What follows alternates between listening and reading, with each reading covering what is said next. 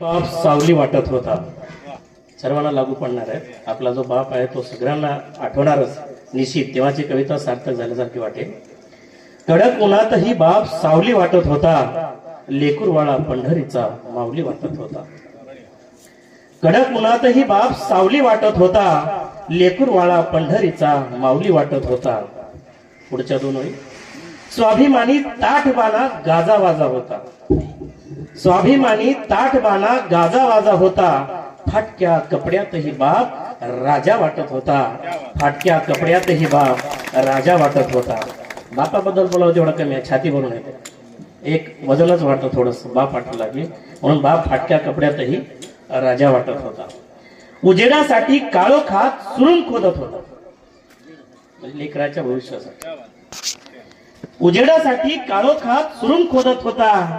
ताल सावरणारा बाप मृदुंग वाटत होता. ताल सावरणारा बाप मृदुंग वाटत होता. आणि आमचे मामा सुरेश मामा आहेत, त्यांच्या वडिलांचं नाव यादवरावचं आहे. आणि म्हणून ही सर्वच बापासाठी एक समर्पण कविता आहे. उजेडातही काळोखात सुरुंग खोदत होता. ताल सावरणारा बाप मृदुंग वाटत होता. पुढच्या दोन ओळी आहेत. वरवर हसून प्रत्येक बाप असं करतो. वरवर हसून रात्री आतून कणत होता. वरवर हसून रात्री आतून कणत होता. जसा कसायाच्या दावणीचा बैल वाटत होता. जसा कसायाच्या दावणीचा बैल वाटत होता. सरता सरेना कर्जाचा डोंगर वाढत होता. सरता सरेना कर्जाचा डोंगर वाढत होता. झोपडीतला चमकता बाप झुंबर वाटत होता. झोपडीतला चमकता बाप झुंबर वाटत होता. शेवटच्या दोन ओळी आहे.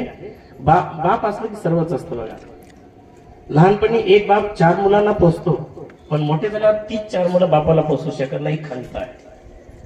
ज्याला बाप कळला ना त्याला जग कळलं. म्हणून लई अवघड आहे गड्या ओम गया बाप रही कविता तुमच्या आमच्या ओठारसह येते. इथं गाणंही चालू होतं बघा. त्या दोन याच्यासाठी आहेत. बाप यात्रा जत्रा. बाप काय? बाप यात्रा जत्रा स्नेहाचा मेळावा वाटत होता. बाप यात्रा जत्रा स्नेहाचा मेळावा वाटत होता. आज मैफिलीतही जीव एकटा वाटत होता. मुनेश्वर सरांना विचारायला पाहिजे, आज आठवण होते वडिलांची, सरांना माहित आहे. बाप यात्रा जत्रा स्नेहाचा मेळावा वाटत होता. आज मैफिलीतही जीव एकटा वाटत होता. कसा करू उतराई. शेवटचं दोन ओळी. कसा करू उतराई ऊर दाटून येत होता. कसा करू उतराई